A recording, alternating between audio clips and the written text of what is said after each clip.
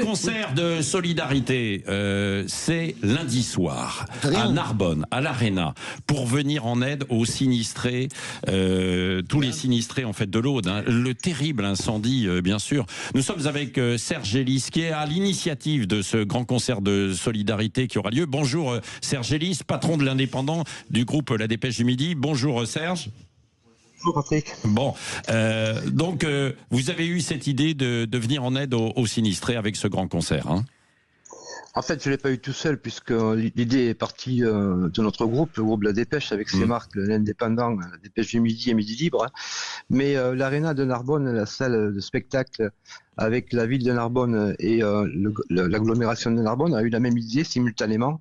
Donc on s'est dit que c'était très bien d'unir nos forces pour organiser quelque chose de grand ce 1er décembre. Oui, c'est ça. Et donc de grand, parce qu'il va y avoir effectivement des grands sur la scène, hein. Bah écoutez, oui, il y a quelques noms que je peux citer, oui. Zazie, Olivia Ruiz, Francis Cabrel, Patrick Fiori, Axel Bauer, il y a pas mal d'artistes. Il y a aussi des artistes locaux, on a tenu à ça, puisqu'il y a 3 groupes audois, enfin 3 groupes. Il y a un groupe audois qui s'appelle G63, également Will Barber, et bien sûr la plus connue de toutes, que tout le monde connaît, c'est Olivia Ruiz, évidemment. Oui, oui. Voilà, mais il fallait faire quelque chose pour ces sinistrés, bien évidemment. Ouais, ça c'est vrai. Et puis il y a une association justement, puisque quand on paye sa place, alors je crois qu'il y a quasiment plus de place, hein, ça va être quasiment à guichet fermé, mais on peut continuer de faire des dons aussi, hein, parce que ça a été terrible ce qui s'est passé cet été. On en reparlera beaucoup sur Sud Radio. Mais... Ouais, mais si vous voulez, en quelques mots, il y a des chiffres qui glacent le dos quand même, puisque 17 000 hectares parcourus par les flammes, presque 12 000 hectares de brûlés. Il y a eu une personne décédée malheureusement, 20 sapeurs-pompiers blessés, une quarantaine de maisons détruites. Il y a un chiffre qu'il faut retenir quand même, c'est que la lutte contre l'incendie a duré 550 heures. Ouais. Et ça a été qualifié incendie du siècle. Les 3/4 des pompiers mobilisés de France sont allés sur place. Hein, incroyable. C'est très simple. 75 départements ont envoyé des pompiers sur place. Ouais, voilà.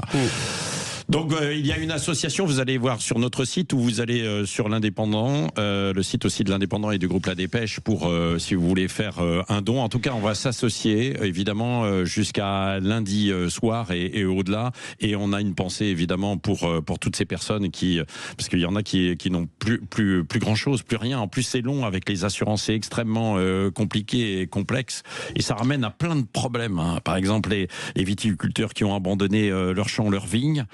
Parce que 1500 hectares de vignes brûlées. Oui, c'est ça, brûlées, et puis d'autres qui l'avaient abandonné auparavant. Et comme ce n'est pas entretenu, parce que la vigne, ça fait barrage. Et comme ce n'est pas évidemment entretenu, c'est pour ça aussi que le feu, poussé par les vents, malheureusement, et la sécheresse, a dévalé et dévasté en fait beaucoup de choses. Merci Serge Gélis. À ce propos, Patrick, vous parliez de mégots de cigarettes sur les stations de ski.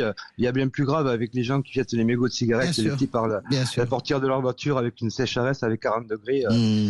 C'est juste de l'inconscience, il faut le rappeler. Oui, alors ça c'est vrai, et parce que justement c'est pas un mégot de cigarette, mais c'est quelqu'un qui avait été extrêmement imprudent qui a déclenché cet incendie dans l'Aude également. Merci Serge Gélis, et donc on va soutenir ce concert. Vous voulez continuer de réagir sur l'actualité, 0826 300, notamment le service militaire volontaire là. Qu'est-ce que vous en pensez ?